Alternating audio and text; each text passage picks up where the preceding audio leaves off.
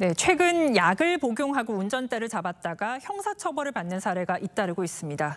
병원에서 정상적으로 처방받은 약도 문제가 될 수 있는 건지 김주영 기자와 따져보겠습니다.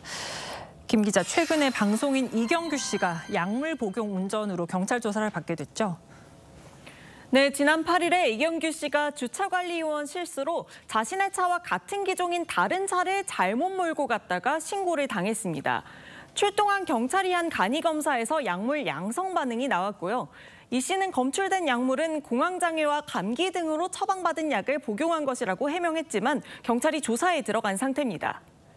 지난 3월 말에는 성남시 분당구 6차선 도로 한가운데에 범퍼가 파손된 승용차가 서 있자 시민들이 신고를 했는데요.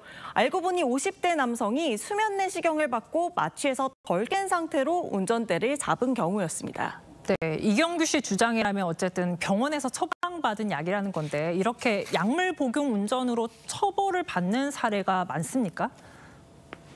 네, 일단 불법 마약부터 향정신성 의약품까지 우리 법에서 마약류로 관리되는 약은 1000여 가지인데요. 이런 약물을 복용하고 운전해서 면허가 취소되는 경우는 최근 5년간 3배 넘게 증가했습니다. 세부적으로 사고가 난 사건을 분석해보면 마약으로 분류된 약물로 인해서 난 사고보다 다른 향정신성 의약품 때문에 난 교통사고가 더 많습니다. 그런데 병원에서 처방받은 약을 복용한 건데 처벌을 받나요?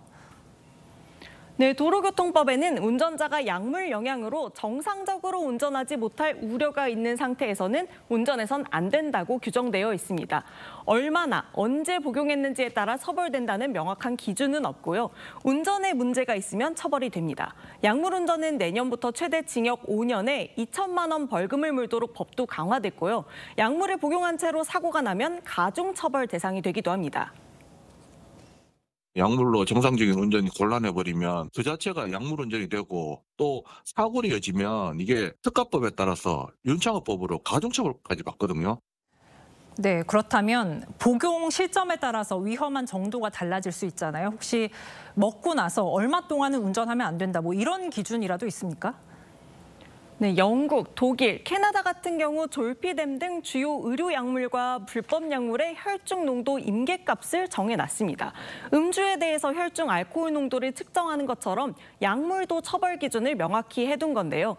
우리도 위험 약물 임계값을 법적으로 정해놓고 복용 후 몇 시간 내에는 운전을 하지 못하도록 지침을 정하는 등 보완이 필요하다는 지적이 나옵니다.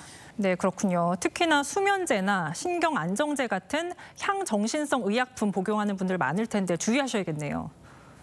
네, 최근 4년간 의료용 마약류 처방 환자 수는 계속 늘어나서 지난해에는 2천만 명을 넘겼습니다.